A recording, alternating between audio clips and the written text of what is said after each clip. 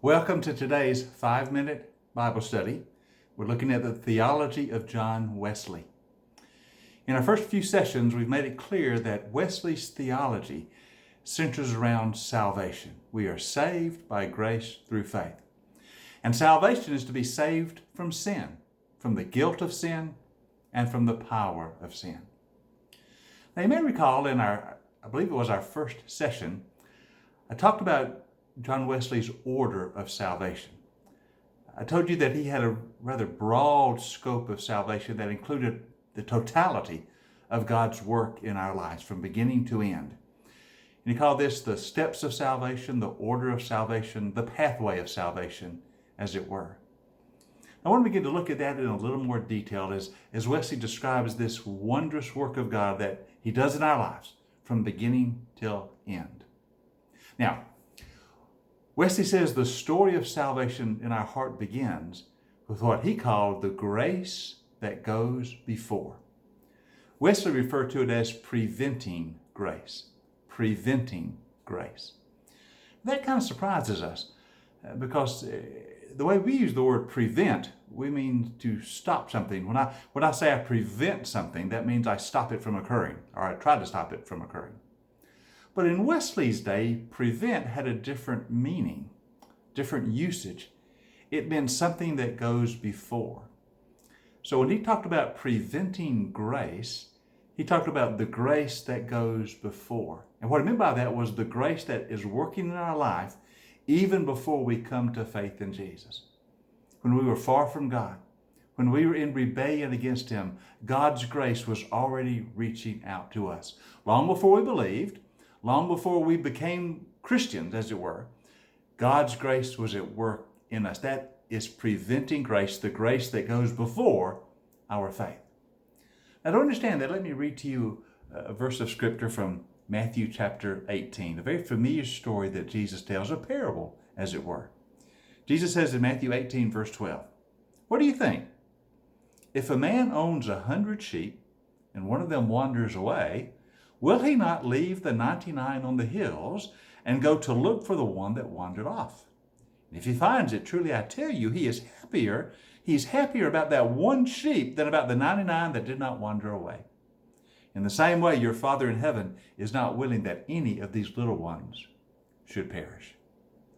Now notice how Jesus draws us this picture of a shepherd who has a lost lamb.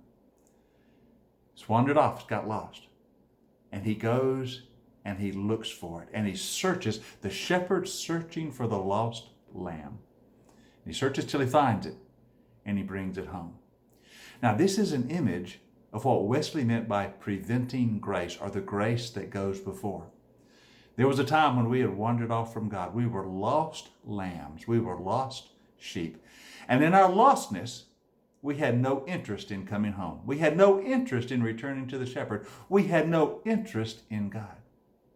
But God searched for us in grace, preventing grace, the grace that goes before, even when we didn't care, even when we weren't looking for God, even when we did not want to believe. His grace was searching for us. That's what Wesley meant by preventing grace. God is looking for us long before we look for Him. God is wanting us long before we want Him. God is reaching out to us long before we care for Him at all. You see, salvation, in a sense, begins in our life long before we thought it did, with God calling to us or summoning us or searching for us.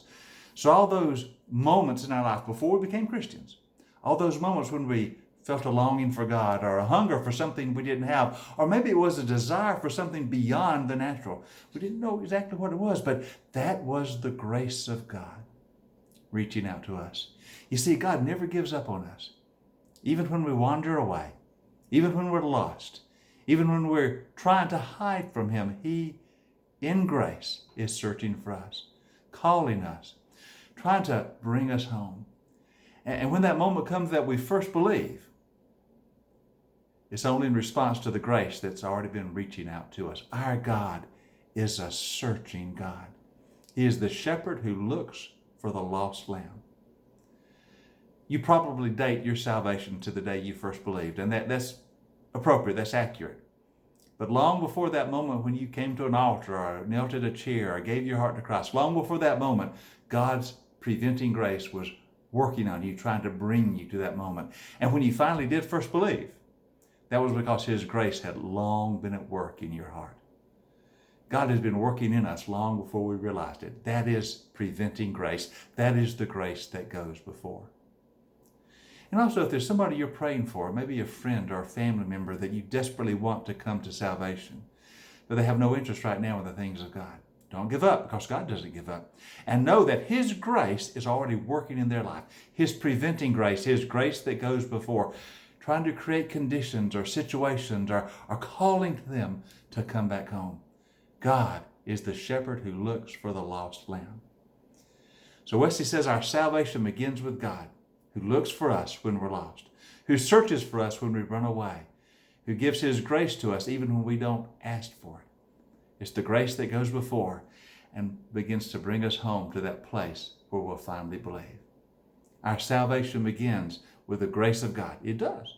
That preventing grace that goes before. Now, in the next session, we'll talk about justifying grace, but that'll be our next time together. Hope you have a great day today, and I'll see you next time for our 5-minute Bible study in the theology of John Wesley.